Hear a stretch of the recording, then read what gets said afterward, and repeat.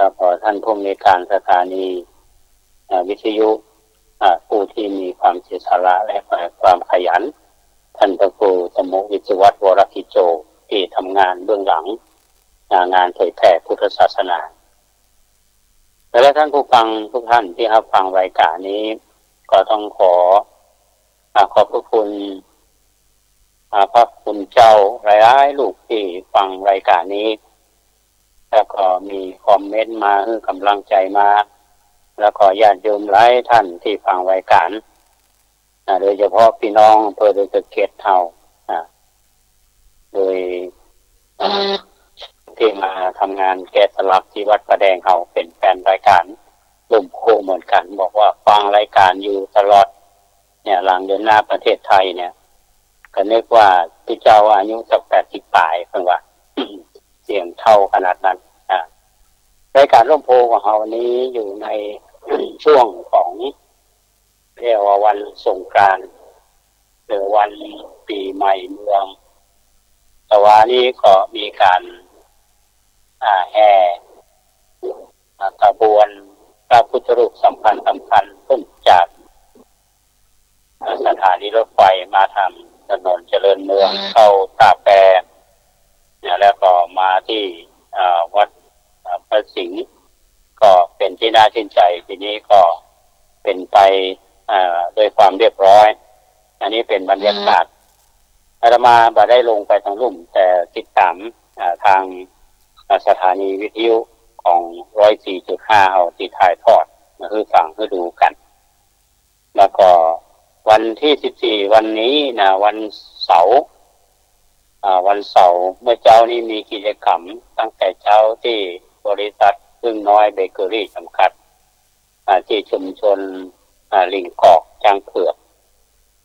ทางท่านอาจารย์รัตน์แม่พองพันธ์พลพงษ์แห่งบริษัทพึ่งน้อยได้นิมนต์พระสงฆ์5 รูปจากสำนักต่างๆมารับอาหารบิณฑบาตเป็นอาหารแห้งและก็เชิญผู้ว่าราชการจังหวัดเชียงใหม่พร้อมคุณนายท่านผู้ว่าได้มาเป็นประธานแล้วก็บางชุมชนลิงกอกก็เข้าร่วมกิจกรรมนี้โดยเฉพาะพนักงานของบริษัทพึ่งน้อยที่ร่วมกิจการกันมาอย่างต่อเนื่องอาหารแล้วก็ประทับใจอาตมาได้รับนิมนต์เป็นปีแรกก็ต้องขออนุโมทนากับท่านอาจารย์รัตน์แม่ของพันธ์พลพงษ์ที่ได้นิมนต์ก็ได้ไปเป็นประธานในการเจริญพุทธมนต์เมื่อเจริญพุทธมนต์แล้วเพิ่นก็นิมนต์ท่านครูสิริปริยัติยานุศาสตร์หรือท่านดร.มหาดวงจันทร์ได้กล่าวสัมโมทนียกถาการกล่าวสัมโมทนียกถาของท่านพระครูปริยัติสิริปริยัติยานุศาสตร์เป็นสิ่งที่น่าฟังและก็น่าสนใจแล้วก็น่านำไปพิจารณาอาตมาก็นั่งฟังพร้อมกับพระสงฆ์องค์เจ้าพร้อมกับท่านผู้ว่าคุณนายผู้ว่าอาจารย์รัตน์แม่ของพันธ์ตลอดจนถึงพี่น้องชุมชนในลิงกอกแล้วก็ฟังแล้วว่าประเพณีปีใหม่เมืองเฮาแล้วก็เป็นวัฒนธรรมที่เฮาแสดงออกซึ่งในครั้งนี้เฮาได้ฟังในสาระว่าจริงๆแล้วปีใหม่เมืองเฮานี่จะสรุปสาระสำคัญเนี่ยมันเป็นการแสดงความกตัญญูแล้วก็รู้ในหน้าที่ท่านดร.เพิ่นว่าอย่างนั้นกตัญญูจะได้เพิ่นขอเล่าถึงเรื่องตำนานของวันสงกรานต์เนี่ยสงกรานต์ตั้งแต่มีท้าวมหาพรหมมาท้าธรรมบาลกุมารแล้วก็ให้ตอบปัญหาว่าตอนเช้าเนี่ยราศีหรือเสน่ห์อยู่ที่ไหนตอนกลางวันเนี่ยราศีหรือว่าเสน่ห์อยู่ที่ไหนถ้าตอนมะค่ำเนี่ยราศีหรือเสน่ห์อยู่ที่ไหนเพราะว่าธรรมบาลกุมารนี่เป็นคนที่ฉลาดแต่มาถึงทางตันได้จะได้ก็มาท้าพนันเวลาผ่านไป7 วันเนี่ยพอ7 วันมาเนี่ยบ่ฮู้จะไปที่ไหนหาคำตอบมาได้ไปอยู่ใต้ ต้ต้นไม้บางเล่มเพิ่นก็บอกว่าใต้ต้นตาลบางเล่มเพิ่นก็ว่าต้นไม้ซึ่งมันก็บ่เป็นสาระสำคัญจะเป็นจุดน้อยอย่างแต่บนมีนกอินทรี2ผัวเมียฮู้กันธรรมบาลกุมารเนี่ยเป็นผู้ที่ฮู้ภาษานกภาษาหูฟังฮู้เรื่องว่านกมันอู้จะใดนกส่งตัวนี่ก็บอกว่าพรุ่งนี้เราต้องไปหากินไก่ละเพราะว่าธรรมบาลกุมารตอบปัญหาภายมาคมบ่ได้แล้วก็จะต้องเสียถูกตัดหัวนะแล้วก็ถามว่าปัญหามีอย่างตัวปู่ก็บอกว่าโอ้ง่ายง่ายงับในศาสนานะบอกว่าตอนเช้าก็ราศีอยู่ที่หน้ากันตอนเมื่อวันราศีอยู่ที่อกตอนเมื่อแรงก็ราศีอยู่ที่เท้าธรรมบาลกุมารเป็นคนฉลาดแต่ว่ามาถึงจุดๆนึงเนี่ยมันตัดนะท่านผู้ฟังก็เก็ตขึ้นมาทันทีเลยบอกโอ้ระวางโลกโอ้ได้คำตอบละต่อไปคือคำตอบท้ามหาผมก็ยอมที่จะถูกตัดหัวตัดหัวแต่เพราะว่าหัวท้ามาผมเนี่ยถ้าลอยไปในอากาศมันก็จะเกิดแต่ว่าฝนมาตกต้องตามฤดูกาลลงไปน้ำในทะเลเนี่ยมันก็จะแห้งลงแผ่นดินไฟก็จะไหม้เป็นอันตรายทั้งนั้นเนี่ยก็ต้องเอาไปอยู่สู่เขาพระสุเมรุคือลูกสาว7 คนเนี่ยแห่มากุปีท่านพระครูประยัตติยศประยัตติศาสตร์เป็นกว่าท่านขอมาแห่กุปีผมถามว่าทำไมหัวมันเน่าคนบอกว่าบนพุ่นมันเย็นมันเป็นหิมะมันก็มันเน่าเอามาแห่กุปีนี่เป็นประเพณีงานสงกรานต์มันว่าแล้วก็บอกว่าเนี่ยลูกที่แสดงความกตัญญูที่คือมาแห่มาเกิดเป็นประเพณีสงกรานต์ก็เป็นหน้าที่ของลูกที่จะต้องทำหน้าที่ถึงแม้ว่าพ่อจะสิ้นไปแล้วแต่บางนัยยะเนี่ยท่านผู้ฟังคำว่าทางของเท้ามหาพรหมเนี่ยถ้าจะบอกในทัศนะของทางพระพุทธศาสนาเป็นหลักธรรมนี่ก็เป็นพรหมวิหารทั้ง4ถ้ามีอยู่ในผู้ใหญ่ก็เป็นธรรมของผู้ใหญ่ผู้น้อยก็ถือว่ามุ่งเกียรติผู้ใหญ่เพราะฉะนั้นธรรมพรหมวิหารธรรมเป็นยิ่งครึ่งอยู่ของพรหมมีเมตตามีกรุณามุทิตาเบกขาเนี่ยอยู่ที่ไหนเนี่ยมันก็เย็นแต่ถ้ามันมาดีมันเป็นไงเนี่ยถ้าคนใจบ่ถูกเนาะอันนี้เป็นเรื่องที่ฟังมาเก็บมาเล่าให้ท่านผู้ฟังได้ฟังกันว่าลูกแสดงความกตัญญูกตเวทีรู้จักหน้าที่ที่จะพึงปฏิบัติอันนี้เป็นเรื่องฝากท่านผู้ฟังว่าจริงๆสาระสำคัญมีมากมายอาตมาถ้ามาอู้ในรายการนี้โม้นะครับ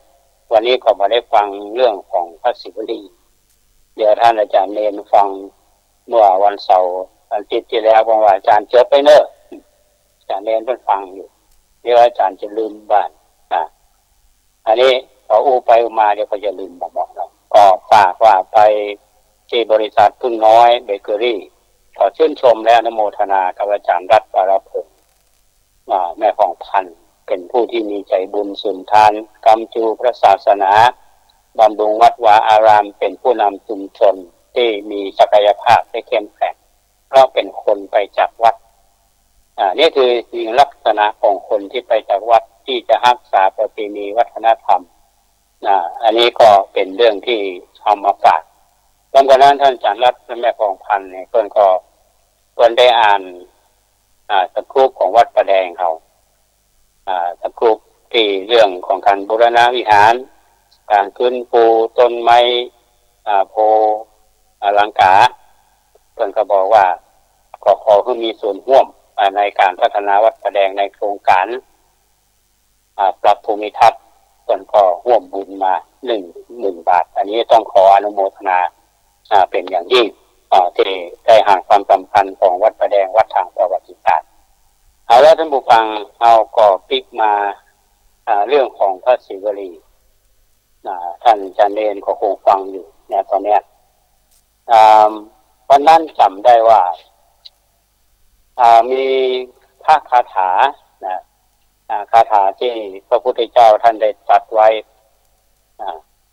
ที่นางวิสาขาเนี่ยท่านถาม ถามทุเจ้าตนที่ไปเจอหนามเนี่ยเขาบอกที่อยู่ของศิวลีเนี่ยท่านศิวลีเนี่ยโอ้ยมันบ่ได้อยู่เลยนะเพราะว่าไปถูกหนามกัดอย่างพวกมาฉันเข้านางบาติกาก็มหาบาติกาวิสาขาก็ถามทุเจ้าเพิ่นก็บอกเกิดใหญ่มาเนี่ยบ่เคยหันเตือที่อยู่อย่างมางามแต่งามบ้าลักษณะนั้นต้องดีก็เป็นของหัวเพราะเป็นอริยบุคคลว่าพระสองประเภทนี้ถ้าพระพุทธเจ้ามาเพิ่นก็จะถามพระพุทธเจ้าท่านก็พอท่านรู้วาระจิตของนางวิสาขาเพิ่นก็จัดกำลังวิสาขาว่าอุบาสิกาจะบ้านหรือว่าป่าก็ตามพระอรหันต์ทั้งหลายย่อมอยู่ในที่ใดที่นั้นน่าลื่นลมแท้ก็หมายความว่าถ้าพระอรหันต์เนี่ยจะอยู่ป่าก็ดีอยู่บ้านก็ดีใจเพิ่นเนี่ยก็มันสงบร่มเย็นที่ไหนก็เป็นสิ่งที่น่าอยู่พระเพิ่นก็ได้ตรัสพระคาถาว่าคาเมทิวารัญเยนินเนวายะทิวาภาเลยัตถะอรหันโตวิหารันติตังภูมิรามานายกังพระอรหันต์ทั้งหลายอยู่ในที่ใดเป็นบ้านก็ตามเป็นป่าก็ตามที่ลุ่มก็ตามที่ดอนก็ตามที่นั้นเป็นภูมิสถานน่าลื่นลมคำว่าภูมิสถานเนี่ยท่านผู้ฟังอาตมาอ่านแล้วประทับใจเพราะอย่างเพราะวันก่อนนี้ไปเยี่ยมบ้านจะไปทุกครั้งนี่จะไปเยี่ยมภูมิสถานเนี่ยชาติภูมิสถานของครูบาเจ้าศรีวิจัยอาตมาว่าคนที่ตั้งชื่อนี่เข้าใจตั้งภูมิสถานชาติภูมิสถานแปลว่าสถานที่เกิดของครูบาอันนี้เพิ่มเติมหน่อยอันนี้คาถาที่พระพุทธเจ้าท่านได้ตรัสไว้เพราะฉะนั้นพระอรหันต์นี่จะอยู่ที่ไหนก็ตามคนฟังบรรนั้นนี่เป็นจำนวนนักบรรลุอริยผลมีโสดาปัตติผลเป็นต้นก็หมายความว่าเป็นพระโสดาปัตติผลสกทาคามีผลอนาคามีผลอรหัตผลคือเป็นพระโสดาบันพระสกทามีพระอนาคามีพระทีนี้พอเรื่องของสิงลีเนี่ยทุกเจ้าก็พูดในโรงธรรมสภาสนทนาอุจากันผู้มีอายุเท่าไหร่ปีเศษเนี่ยจึงอยู่ในตองของบรรดาตลอด7 ปี7 เดือน7 วันก็กรรมยังจึงไม่ในมรหกเนี่ยก็กรรมยังถึงความเป็นผู้มีลาภเลิศมียศเลิศอย่างนั้นพระศาสดาได้ทรงสดับถ้อยคำของบรรดาภิกษุเหล่านั้นแล้วก็ตรัสว่าภิกษุทั้งหลายพวกเธอกล่าวอย่างกันถืออู้อย่างกันพระภิกษุเหล่านั้นก็กราบทูลว่าด้วยเรื่องของท่านศิวลีพระเจ้าค่ะและพระพุทธเจ้าก็ได้ตรัสบุพกรรมของท่านพระศิวลีเถระคือกับบรรดาพระภิกษุสงฆ์เหล่านั้นฟังอาตมาก็จะเล่าให้ท่านผู้ฟังทำต่อหนึ่งต้องบอกว่าพระองค์ตรัสว่าในสมัยเมื่อกับที่91ตั้งแต่พัดกับนี้คือพระภูมิภาคเจ้านามว่าวิปัสสีได้อุบัติในโลกแล้วสมัยหนึ่งก็เสด็จจาริกไปในชนบทพลิกมาสู่นครของพระบิดาพระราชาทรงเตรียมอาคารสุขาทานเพื่อภิกษุสงฆ์มีพระพุทธเจ้าเป็นประมุขทรงส่งข่าวเจ้าเมืองว่าชนทั้งหลายจงมาเป็นสหายในทานของเขาชนเหล่านั้นทำอย่างนั้นก็คิดว่าพวกเขาเนี่ยจะถวายทานยิ่งกว่าทานที่พระราชาถวายแล้วจึงนิมนต์พระศาสดาเพราะวันในผู้ก็ตกแต่งทานส่งข่าวไปทูลแก่พระราชาเสด็จมาทอดพระเนตรทานของคนเหล่านั้นแล้วก็มักการดำริว่าเอาจับถวายทานที่มันยิ่งกว่าทานนี้พอวันผู้ขอนิมนต์พระศาสดาแล้วพระราชาก็บ่ทรงสามารถที่จะให้ชาวเมืองแพ้ได้หรือชาวเมืองก็บ่สามารถที่จะให้พระราชาแพ้ได้แต่ในที่นี้ก็คือการเมืองเขาท่านผู้ฟังในครั้งที่6ชาวเมืองของวัดคิดว่าเดี๋ยวนี้หมู่เฮาจะถวายทานในวันผู้โดยประการที่ไผบ่อาจจะอู้ได้ว่าวัตถุชื่อนี้บ่มีในทานของชนเหล่านี้ดังนี้แล้วก็ในวันผู้ก็จัดแจงของถวายเสร็จแล้วก็ตรวจว่ามีอย่างพอ ตรวจดูที่ว่ายังบ่มีที่ใดทานนี้ปรากฏว่าบ่หันน้ำพึ่งดิบส่วนน้ำพึ่งสุกมีชนเหล่านั้นมาถึงชาวเมืองก็เมื่อคนเอาทรัพย์4 ปันแล้วก็ส่งไปทางประตูเมืองทั้ง4เพื่อที่แสวงหาน้ำพึ่งดิบครั้งนั้นมีคนบ้านนอกคนหนึ่งมาเพื่อที่จะมาเยี่ยมพระหลวงบ้านบ้านเฮาว่ามาเยี่ยมในบ้านเขาไปหันหางพึ่งในระหว่างทางก็ไหลตัวพึ่งนี้ก็จะตีตัดเอากิ่งไม้แล้วก็พร้อมกับรวงพึ่งนั้นก่อนเป็นก่อนมาเข้ามาตัวในเมืองก็ตั้งใจว่าจะไปฝากพระหลวงบ้านก็ชายคนนั้นไปหมายว่าที่ตัวแทนของชาวบ้านเนี่ยต้องการน้ำพึ่งไปปะคนบ้านนอกถามว่าทำน้ำพึ่งเนี่ยท่านจะขายคอแล้วก็คือถามซื้อตัวคนบ้านนอกก็บอกโอ้เขาบอกขายกระจายคนนั้นก็บอกว่าโอ้เอาสตางค์ไปเอาสตางค์ไปนี่เนี่ยเอาเงินไปยื่นคือเอากระหาปณะยื่นคือแล้วก็ยื่นหางพึ่งมาเถอะคนบ้านนอกก็บอกว่าหางพึ่งเนี่ยมันย่อมมีค่าสักบาทหนึ่งแต่กระจายคนนี้เนี่ยคือทรัพย์กระหาปณะหนึ่งเนี่ยอันจะว่าจะต้องมีอย่างสักอย่างมีนัยยะเนาะพอเขาควรจะขึ้นราคาพอเพื่อนจะซื้อก็โกงราคาละนะพอโกงราคาไอ้คนที่จะซื้อก็บอกเอาไปสัก2กะหาปณะโอ้บอกขายมาได้ก็หา2กะหาปณะเนี่ยขึ้นราคาติดกันรู้ป่ะคนกระจายกันก็บอกว่าถ้าอย่างนั้นพอเอาทรัพย์ไปปันกะหาปณะก็แล้วกันนะถึงปันละทีนี้พร้อมก็เอาของคือคนบ้านนอกคนนั้นก็บอกท่านจะบ้ากันเองมันมีโอกาสที่ว่าจะเก็บกะหาปณะมาพอว่าน้ำพึ่งเนี่ยมันราคาบักกี่บาทแต่ถ้าเราเงินปันกะหาปณะเนี่ยมาจะบอกว่ามันเถิดเองมันมีนัยยะอย่างตั้งอย่างบอกพอทราบความจริงจากเข้าใจคนนั้นว่าที่พยายามเนี่ยเป็นจะมาหาซื้อน้ำพึ่งเนี่ยก็เพราะว่ามันหามาได้ละแล้วมันมีเหตุอะไรอย่างคนบ้านนอกคนชาวบ้านนอกก็ถามกระจายคนนี้คนก็เล่าให้ฟังว่าหมู่เฮาเนี่ยก็ปากันเตรียมทานมหาทานเพื่อที่จะถวายพระวิปัสสิสัมมาสัมพุทธเจ้าผู้มีสมณะ6,800,000เป็นบริวารในมหาทานทั้งหมดทั้งมวลเนี่ยมันบ่มีน้ำพึ่งดิบอย่างเดียวนะอย่างอื่นมีหมดเพราะฉะนั้นขอซื้อหงหางพึ่งเนี่ยคนบ้านนอกนั่นก็บอกว่าถ้าอย่างนั้นเอาเนี่ยบ่คือด้วยราคาคือหมายเขาว่าบ่ขายพอคือมีส่วนบุญได้ก่อนเนี่ยท่านผู้ฟังแล้วเจ้าว่าหันเงินเป็นพระเจ้านะพอเพิ่นจะเอาเงินมาให้ของนาตาลูกวาวใช่เนี่ยพอคือมีส่วนบุญได้ก่อนเขาบอกพอเขามีส่วนบุญทีนี้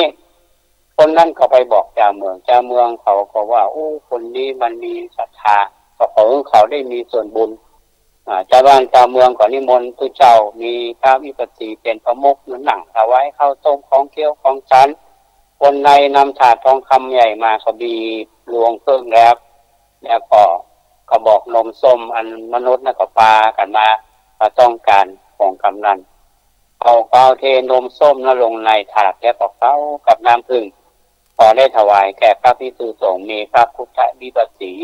เป็นประมุขจำเดิมน้ำผึ้งนี่ทั่วถึงหมดท่านผู้ฟังทุกเจ้าหลายเนาะเพียงพอ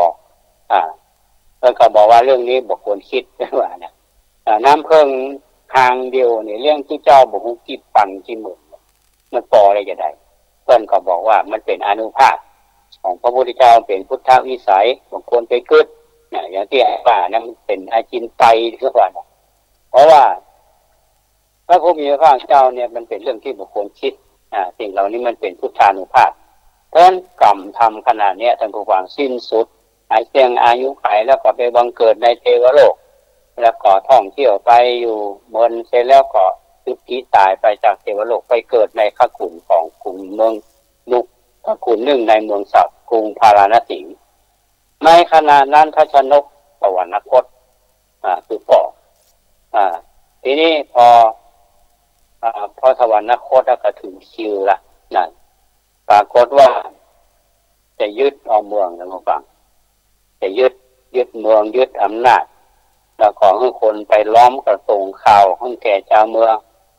ว่าเขาจะฮุบกันว่าจะยกราชสมบัติคือเจ้าเมืองก็บอกว่าบ่คือทางราชสมบัติและบ่ฮุบคือเจ้าเมืองก็บอกพอใจคุณฟังทีนี้มีคนนำรั้วนำน้ำเป็นต้นออกทางประตูน้อยๆทำได้ทุกอย่างทีนี้พระราชาก็มารักษาประตูใหญ่4ประตูล้อมพระนครล้อมพระนครไว้สิ้น7 ปียิ่งด้วย7 เดือน 7 วันในเวลาต่อมาพระชนนีของพระราชาก็ตรัสถามว่าบุตรของเราทำมาอย่างหมายความว่าแม่เนี่ยถามว่าลูกบ่าวเนี่ยอย่างพอรู้เรื่องว่าโอ้ทำอีลูกเพิ่นก็บอกว่าคิดการใหญ่บุตรเฮาเนี่ยโง่พวกเธอจงบุตรไปบอกคือลูกของเฮาเนี่ยไปปิดประตูน้อยๆล้อมเมืองกันก็ฟังคำของแม่ก็ได้ทำเพราะคนเมืองเนี่ยออกไปบ่ได้ท่านผู้ฟังออกไปนอกบ่ได้เข้านอกเข้ามาบ่ได้วันที่7นี่ก็รอบกับปงพระชนพระราชบิดาได้ราชสมบัติมาเป็นพระราชาเนี่ยทำคำเนี่ยท่านผู้ฟังพอตายไปแล้วนี่ก็ไปเสี่ยงอายุไขไปบังเกิดในอเวจีไม่จะตกวรรณภพเข้ามหาปฏิปีนาขึ้นประมาณโยชน์หนึ่งคือปีตายจากอัตภาพนั่นแล้วก็ไปปฏิสนธิในท้องของแม่อยู่ภายในท้องสิ้น7 ปียิ่งด้วย7 เดือนนอนขวางอยู่ที่ปากช่องกำเนิด7 วันเพราะความที่ปิดประตูเมืองปิดประตูน้อยๆ4 ประตูบรรดาภิกษุทั้งหลายพระพุทธเจ้าท่านตรัสชีวลีไม่แล้วในนรกสิ้นการประมาณเท่านั้นเพราะว่ากรรมที่เธอล้อมนครแล้วยึดเอาไว้ในการนั้นคือปฏิสนธิในท้องของมารดานั่นแหละอยู่ในท้องสิ้นการประมาณเท่านั้นเพราะความที่เธอปิดประตูน้อยๆทั้ง4เป็นผู้ที่ถึงความเป็นผู้เลิศมียศเลิศเพราะความที่เธอถวายน้ำพึ่งใหม่ด้วยประการราชนี้ท่านผู้ฟังได้คำตอบแล้วเนาะว่าเป็นจะใดที่ไปที่มาเนี่ยที่เขาดูแล้วว่ามันกำขนาดนี้มันจะส่งผลถึงขนาดนั้นกะเนี่ยการถวายน้ำพึ่งเนี่ยทางเดียวเนี่ยท่านฟังเลี้ยงถวายพระพุทธเจ้าวิปัสสีบรรดาพระภิกษุสงฆ์เลี้ยงได้หมดทำกรรมบดีไปล้อมเมืองฆ่าปอกอันนี้ก็ส่งผลมีทั้งกรรมดีและกรรมบดีเพราะฉะนั้นนี่คือเป็นบุพกรรมของท่านสีวลีทีนี้พอวันพุธมาท่านผู้ฟังหลังจากที่พระพุทธเจ้าท่านได้จัดเรื่องนี้บรรดาภิกษุทั้งหลายก็อู้กันละวิพากษ์วิจารณ์กันว่าสามเณรผู้เดียวเนี่ยทำเฮือนยอด500 หลังเพื่อภิกษุ500 ลูกมีลาภมีบุญน่าชื่นชมนี่ชื่นชมนะเน้นน้อยขนาดเน้นน้อยอายุ7 ขวบเป็นพระอรหันต์เนรมิตเรือนยอด500 หลังแล้วก็ภิกษุจำนวน500 ลูกมีลาภหมายความว่าทุกเจ้า500 ลูกนี่บ่อดบ่ยากหยัง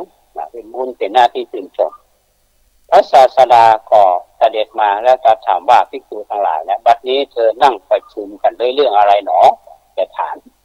ภิกษุก็กราบทูลว่าด้วยเรื่องคำที่นี้ก็หมายความว่าเรื่องของเนนน้อยเนี่ยเนนน้อยที่อายุ7 ขวบพระพุทธเจ้าท่านก็ตรัสว่าภิกษุทั้งหลายบุตรของเราไม่มีบุญไม่มีบาปเพราะบุญและบาปทั้งสองเธอละเสียแล้วได้ตรัสพระคาถานี้ในพรหมนวรรคว่าบุคคลใดในโลกนี้ล่วงเครื่องข้อง2 อย่างคือบุญและบาปเราเรียกบุคคลนั้นผู้ไม่โศกปราศจากกิเลสเพียงดังจุลีผู้หมดจดว่าเป็นฌานอันนี้เรื่องของพระธิระวะนิยเดวตะก็จบอย่างนี้ท่านผู้ฟัง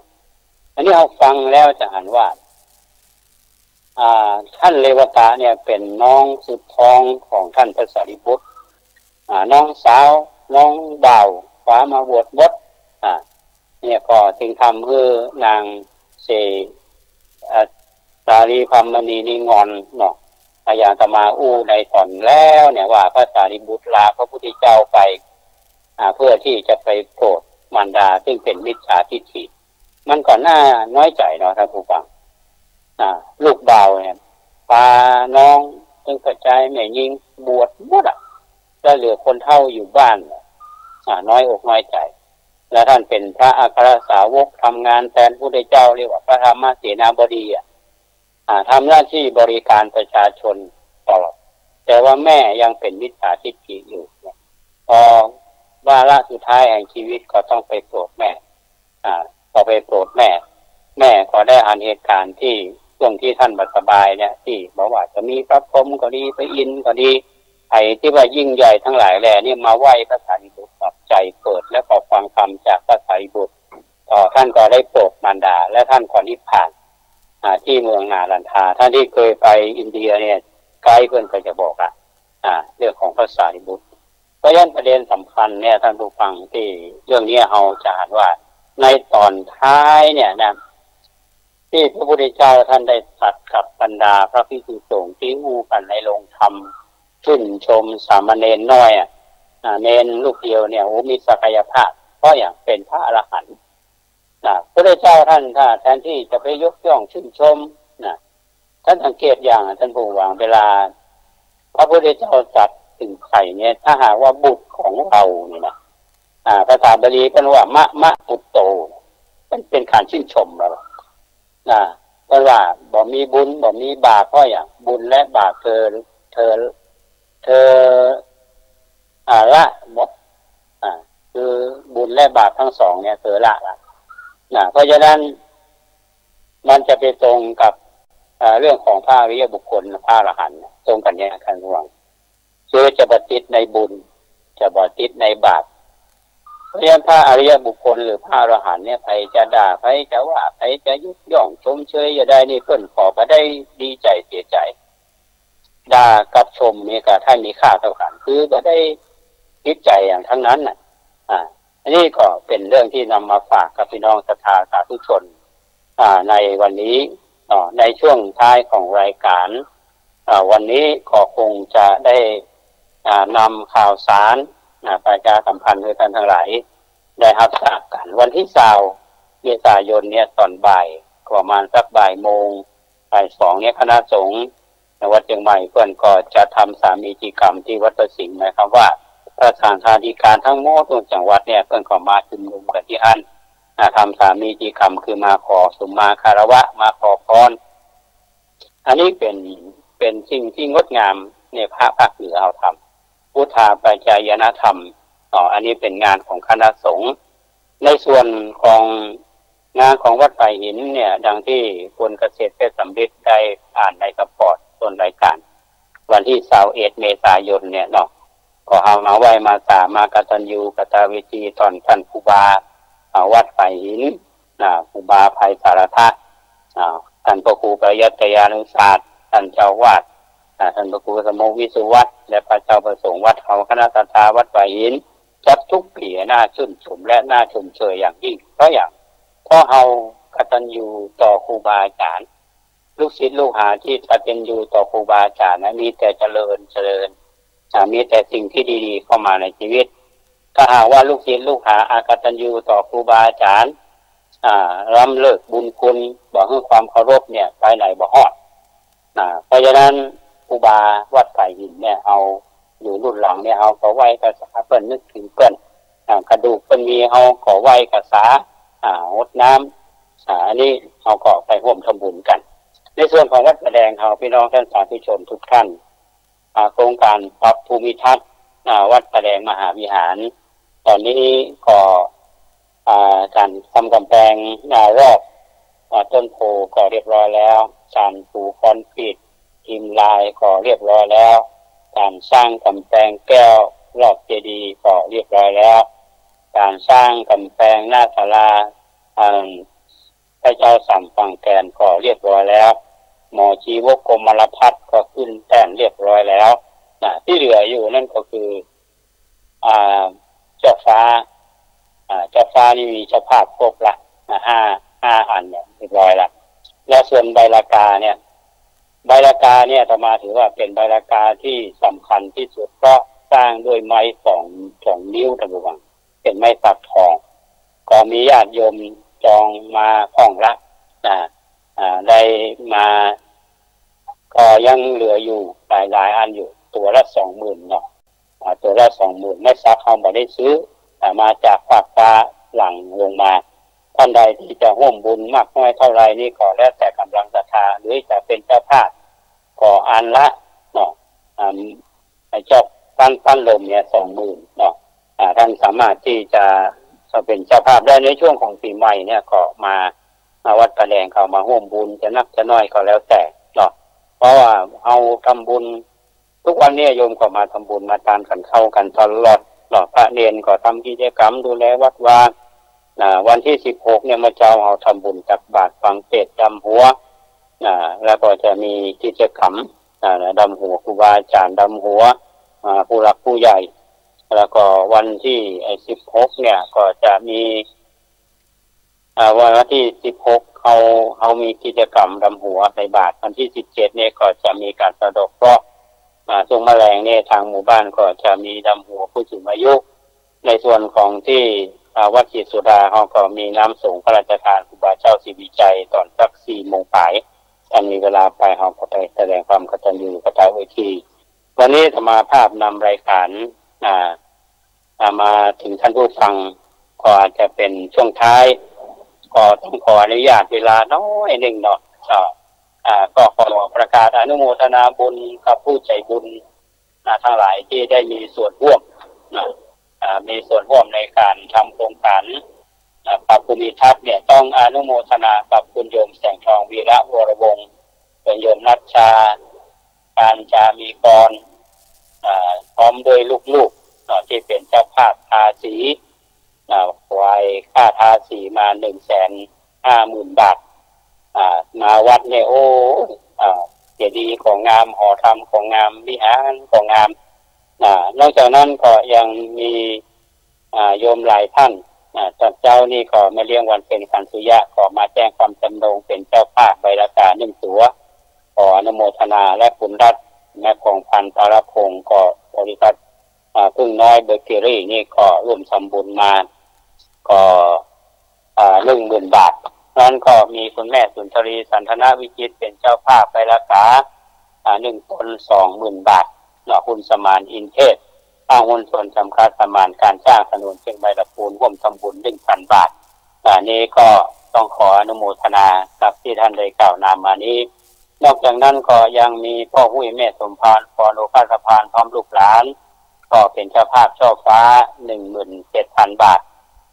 แล้วก็ครอบครัวของคุณแม่วัชรีสกุลวัฒนะก็รับใบราคา1 ต้น 1 อันนะครับ 20,000 บาทนี่ก็เป็นผู้ที่ได้ถวายเป็นเจ้าภาพส่วนที่ท่านจองไว้ก็มีอยู่เนาะแต่ท่านใดที่จะร่วมเป็นเจ้าภาพก็คิดว่ายังเหลือประนักละเนาะท่านใดที่จะมีส่วนร่วมก็ขอเชิญมาร่วมทำบุญกันที่วัดป่าแดงมหาวิหารนี่เป็นการแจ้งข่าวของทางวัดแล้วก็อนุโมทนาบุญกับท่านทั้งหลายท่านที่เคยมาวัดป่าแดงก็ช่วงปีใหม่เนี่ยก็ขึ้นมาเนาะในวันที่22 เมษายนเนี่ยทางสมาคมสาธรรมเชียงใหม่นำโดยท่านรองศาสตราจารย์พิเศษถาวรเสาสินจันทร์พร้อมกับคณะบริหารเพื่อนก็จะมาดำหัวที่วัดป่าแดงพร้อมกับดำหัวพระเถระในเมืองเชียงใหม่เอาหลายวัดอันนี้ก็ต้องขออนุโมทนากับชื่นชมที่เป็นตัวอย่างที่ดีของคนรุ่นใหม่ที่แสดงความกตัญญูกตเวทีในส่วนของคณะสงฆ์คณะตำบลสุเทพเผ่าที่อาตมาเจริญพรในท่านทั้งหลายได้ทราบโครงการปฏิบัติธรรมเฉลิมพระเกียรติซึ่งทางคณะสงฆ์เนี่ยได้รับการอุดหนุนจากเทศบาลตำบลสุเทพก็จะจัดกิจกรรมวันที่6 พฤษภาคม 2561ที่วัดปงน้อยวันที่17 มิถุนายน 2561ที่วัดป่าแดงมหาวิหารวันที่12 สิงหาคมเป็นวันแม่ที่วัดพระธาตุดอยสุเทพแล้วก็วันที่22 กันยายน 2561เนี่ยที่วัด สีโสดาพระอารามหลวงเป็นวันกตัญญูในช่วงเจ้าแมลงก็มีกิจกรรมธรรมะสัญจรนี่เป็นกิจกรรมที่เอาทำร่วมกันของคณะสงฆ์ตำบลสุเทพอันนี้ก็ต้องขออนุโมทนาบุญวันนี้นำเรื่องราวข่าวกิจกรรมนำเล่าสู่ท่านผู้ฟังในตอนต้นไปทำบุญตักบาตรอับบาตรที่บริษัทพึ่งน้อยเบเกอรี่พร้อมกันนั้นขอเล่าเรื่องบุพกรรมของท่านพระศิวลีแล้วก็จะหาได้ว่าสามเณรน้อยก็เป็นพระอรหันต์ได้คือท่านเรวตะได้ขอประชาสัมพันธ์กิจกรรมวันนี้เวลาของรายการเสียงเราขอบคุณทางสถานีท่านผู้บริการท่านพระครูสมุวิศวัตรและเจ้าหน้าที่ทุกท่านอัตมาภาพก็นำรายการร่มโพจากท่านผู้ฟังไปก่อนขอความสุขสวัสดีจงบังเกิดมีแก่ท่านผู้ฟังทุกท่านขอเจริญพร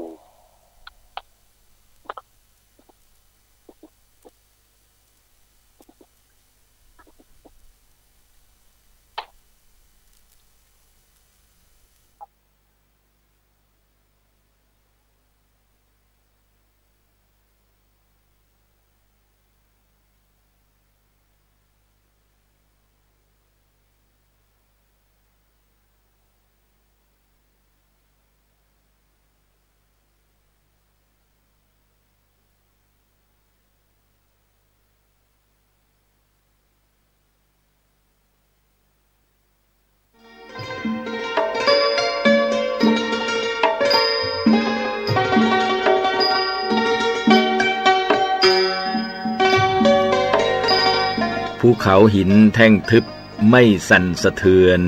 ด้วยแรงลมฉันใดบัณฑิตย่อมไม่หวั่นไหวในนินทาและสรรเสริญฉันนั้นที่นี่สถานีวิทยุสาธารณะจังหวัดเชียงใหม่ FM 92.25 เมกะเฮิรตซ์ คลื่นพัฒนาคุณภาพชีวิตวัดป่าแดงมหาวิหารอำเภอเมืองจังหวัดเชียงใหม่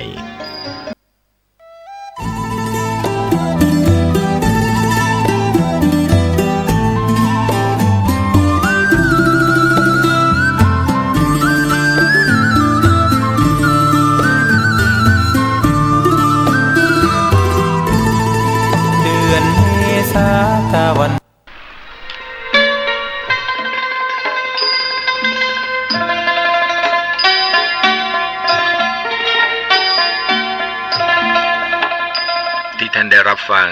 จบลงไปแล้วนั้นเป็นรายการร่มโพบรรยายโดยพระครูโคสิทธิ์ปริยัตยาภรณ์เจ้าคณะตำบลสุเทพเขตหนึ่งเจ้าอาวาสวัดป่าแดงมหาวิหารอำเภอเมืองจังหวัดเชียงใหม่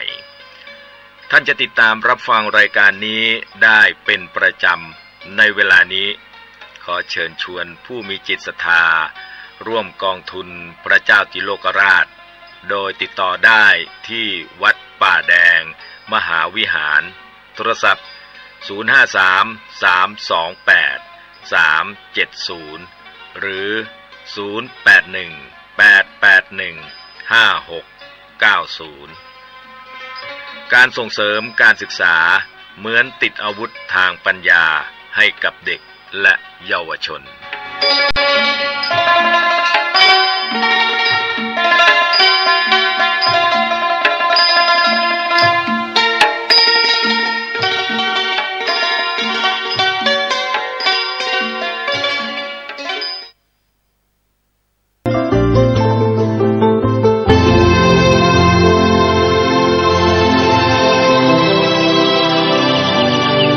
วันนี้เป็นวันพระขอเรียนเชิญพุทธศาสนิกชนทุกท่านมากลั่นจิตให้ใสกลั่นใจให้เป็นบุญด้วยการให้ทานรักษาศีลและเจริญจิตภาวนาน้อมจิตให้เข้าถึงพระรัตนตรัย